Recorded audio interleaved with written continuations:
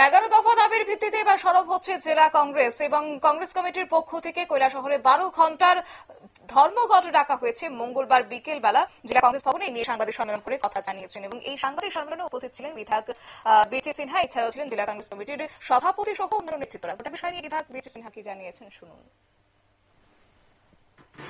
উন্নয়নমূলক কাজে সরকারের দুনিয়া বহুবার আমরা প্রশাসনের সঙ্গে যোগাযোগ করেছি। একটা হলো উত্তরাঞ্চলে যে লাইট লাইন পুরাতন বিভিন্ন ডাকবাংলা থেকে রাঙাউটি পর্যন্ত প্রধানমন্ত্রীর সড়ক রোজগার যোজনায় করা হয়েছিল এবং মানুষের গাড়ি চলার অনুপযুক্ত হয়েছে। প্রত্যেক দিন অ্যাক্সিডেন্ট হচ্ছে। দফায় দফায় বিভিন্ন দল থেকে রাস্তা অবরোধ করা হয়েছে।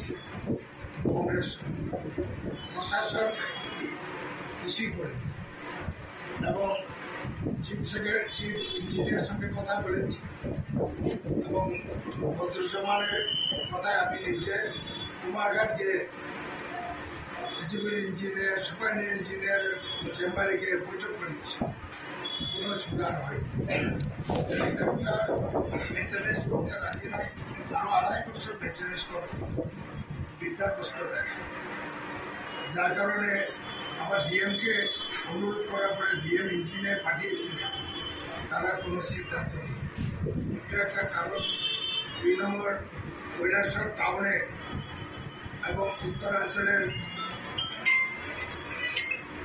জল নিষ্কাশন। আপনারা শুনলেন বিটি সিনহার বক্তব্য এবং 11 দফা দাবিগুলির মধ্যে উল্লেখযোগ্য দাবি হচ্ছে ডাকবাংলো থেকে রাঙ্গাউটি যাবার রাস্তা দ্রুত সংস্কার করতে হবে, শহর এবং গ্রামাঞ্চলে জল নিষ্কাশনের ব্যবস্থা করতে হবে সহ আরো ইত্যাদি দাবিতে তারা ধর্মঘটের ডাক দিয়েছে। নিয়ে নিচ্ছে ছোট্ট একটি বিজ্ঞাপন বিরতির সঙ্গে থাকুন।